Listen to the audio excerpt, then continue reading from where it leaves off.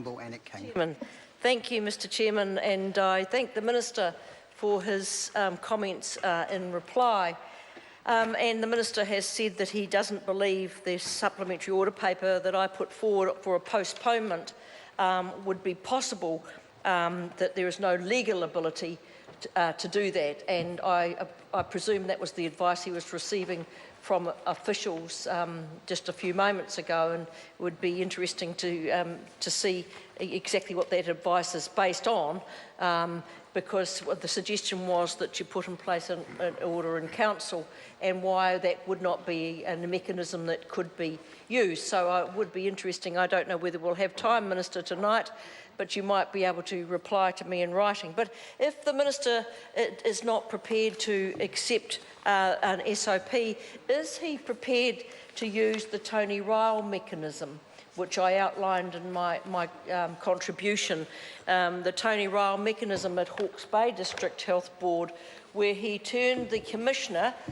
into the chair of the board, and then appointed the former elected members as a governance board. Would the Minister consider that?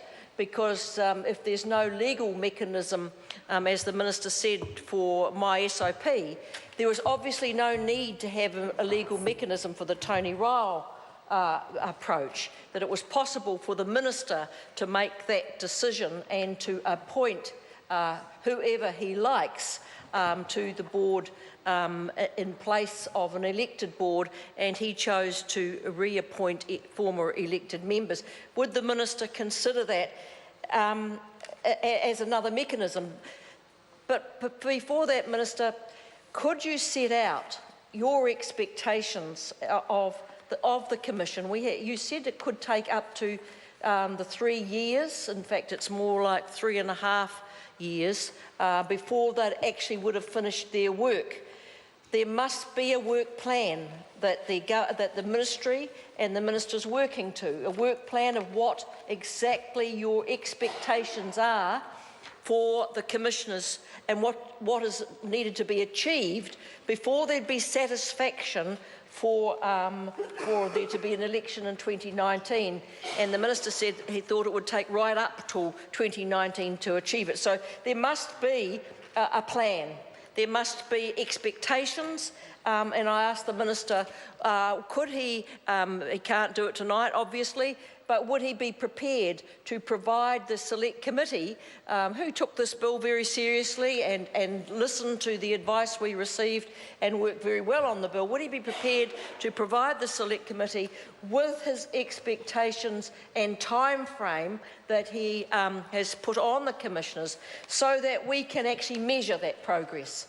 I think that would give a lot of comfort to those who were worried that there actually is a plan going forward, there are expectations, and that the Minister himself will be monitoring what these Commissioners do along the way. And if the Minister was able to do that, I think that would be progress indeed. Just one other issue I'd like to mention, Mr Chair, and that is the issue of transparency. And one of the changes we did try to get, we talked about at the Select Committee, we suggested a change that wrote into the bill greater transparency, and under advice and looking at it, we decided that that probably wasn't possible, because already under the New Zealand Public Health and Disability Act, the Commissioners are required to establish statutory advisory committees. They have to make meetings, agendas, reports and minutes publicly available, and they must publicly notify meetings and the opportunity be given to the public to attend. I think what worried the Select Committee was that at the time we were hearing the submissions, the Commissioners had made no attempt for that to happen, even though they were Commissioners and they are required under the Act for that to happen. It did not occur until after it was raised at the Select Committee, and on the 28th of April, the Commissioners announced that they were now going to hold these statutory committees in public. And Minister, we would be keen to ensure, and I'm sure say the Select Committee would be keen to ensure that that transparency and openness continues, because that is the way that the Commissioners will build trust and faith with the people of the Southern District. If there's open, honest and, Mr Chair, open, honest, and they have the ability to see what is being done on their behalf. And I have to say there is a high level of suspicion that has built up down there. So if the Minister could keep his foot on the Commissioners to be as open and sharing of information as possible, that I think would be a great help to alleviating some of the concerns that were raised at the Select Committee. Members, we move to the vote. The question is that Clause 1 stand part. Those of that opinion will say aye. To the contrary, no. The ayes have it. Party votes called for. Ask the clerk to conduct a party vote. New Zealand National. 59 votes in favour. New Zealand Labour. 32 votes in favour. Green Party. 14 votes opposed. New Zealand First. 12 opposed. Māori Party. 2 in favour. Act New Zealand. 1 in favour. United Future. 1 in favour.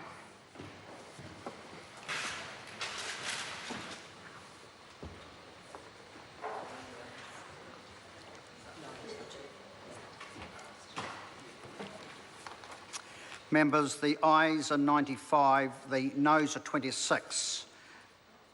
Clause 1 will stand part. We now move to Clause 2, and the question is that Clause 2 stand part. Those of that opinion will say aye. To the contrary, no. The ayes have it. Party votes called for. Ask the clerk for a party vote. New Zealand National. 59 votes in favour. New Zealand Labour. 32 votes in favour. Green Party. 14 votes opposed. New Zealand First. 12 opposed. Māori Party. 2 in favour. Act New Zealand. 1 in favour. United Future. 1 in favour.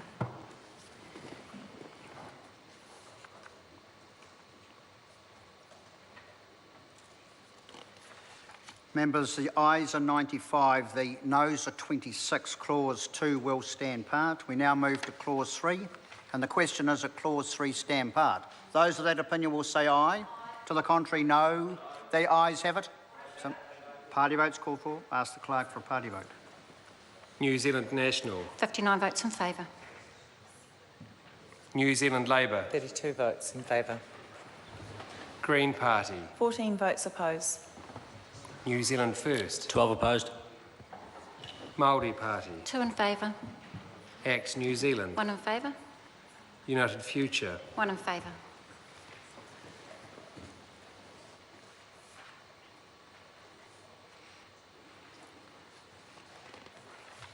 Members, the ayes are 95, the noes are 26. Clause 3 will stand part.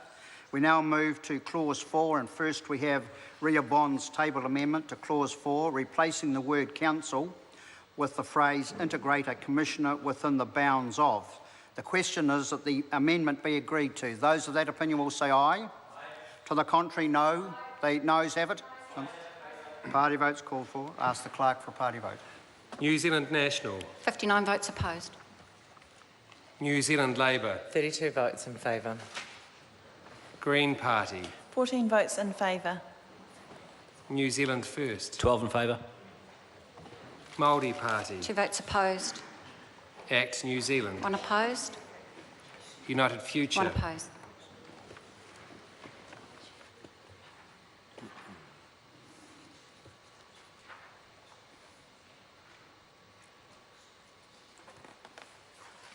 Members, the ayes are 58, the noes are 63. The amendment is not agreed to. The question now is that Clause 4 stand part. Those of that opinion will say aye. To the contrary, no. The ayes have it. Party votes called for. Ask the clerk for a party vote. New Zealand National. 59 votes in favour. New Zealand Labour. 32 votes in favour. Green Party. 14 votes opposed. New Zealand First. 12 opposed. Māori Party. 2 in favour. Act New Zealand. 1 in favour. United Future. 1 in favour.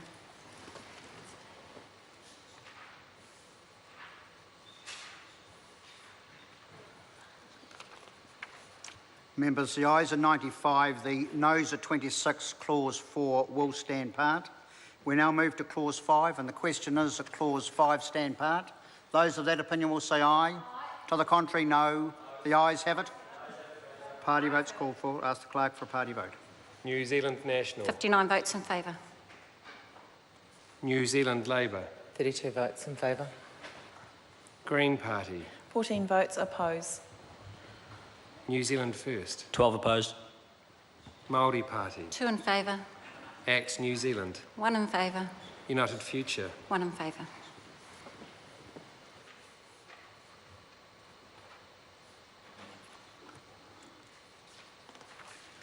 Members, the ayes are 95, the noes are 26. Clause 5 will stand part. The question now is that Clause 6 stand part.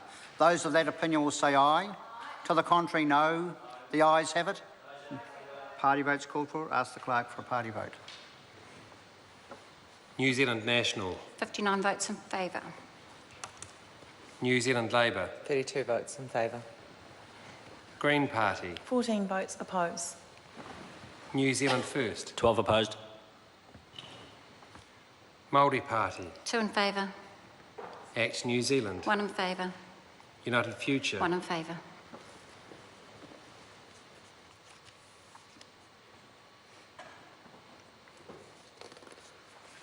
Members, the ayes are 95, the noes are 26. Clause 6 will stand part. We now move to Clause 7, and first we have Ria Bond's table amendment replacing Clause 7(1). The question is that the amendment be agreed to. Those of that opinion will say aye.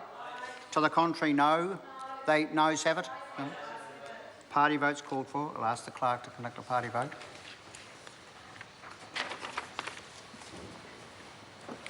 New Zealand National. 59 votes opposed. New Zealand Labour. 32 votes in favour. Green Party. 14 votes in favour. New Zealand First. 12 in favour. Māori Party. 2 opposed. ACT New Zealand. 1 opposed. United Future. 1 opposed.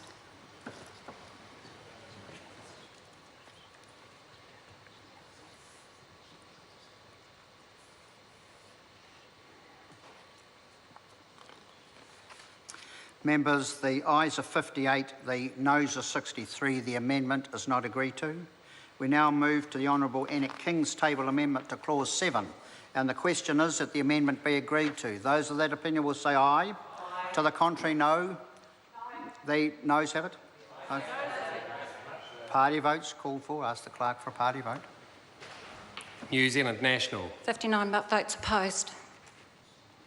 New Zealand Labour. 32 votes in favour. Green Party. 14 votes in favour. New Zealand First. 12 in favour. Māori Party. 2 opposed. ACT New Zealand. 1 opposed. United Future. 1 opposed.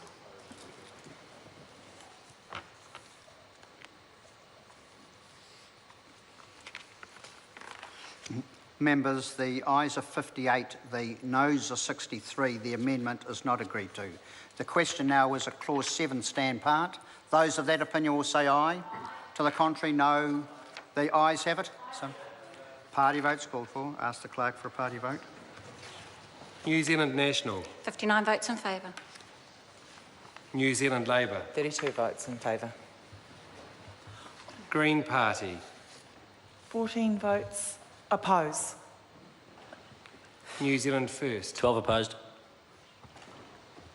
Māori Party. 2 votes in favour. ACT New Zealand. 1 in favour. United Future. 1 in favour.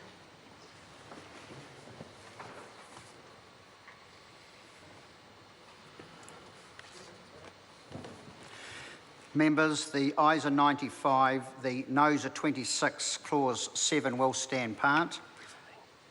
I will report this bill without amendment presently. Members, we now turn to the tax